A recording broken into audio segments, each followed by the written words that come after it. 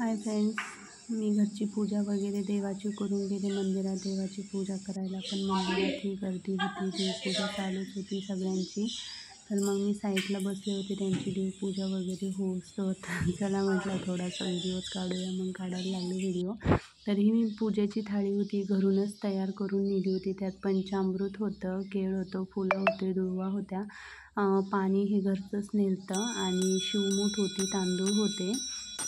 आणि मी पंचामृत हे दही, तूप, साखर, मध, गंगाजल यापासून तयार केलं होतं. आता कच्चं दूध त्यामध्ये टाकतात, पण माझ्याकडे कच्चं दूध नव्हतं आणि पंचामृत हे 5 सामग्रीपासून तयार केलं जातं, म्हणून मी त्यामध्ये तूप टाकलं होतं. आणि शिवमूठ म्हणून मी त्या दुसऱ्या सोमवारी तीळ होते, मग तीळही ठेवले होते. मग मंदिरात गेल्यानंतर मग मी प्रथम तर साध्या पाण्याने शिवलिंग हे धुवून घेतलं. त्यानंतर पंचामृत टाकलं, पंचामृतही मी साधे पाणी टाकून धुवून वगैरे घेतलं. त्यानंतर मग मी देवाला बेलपत्र वाहिलं, फुलं वाहिले, जी केळी आणली होती ती वाहिली देवाला.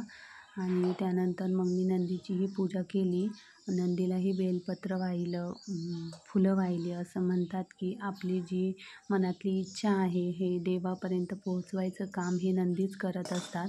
तर नंदींचीही मी व्यवस्थित पूजा करून घेतली. त्यानंतर मी घरून जी वात आणली होती ती वात मी दिव्यामध्ये लावून घेतली तूप टाकून.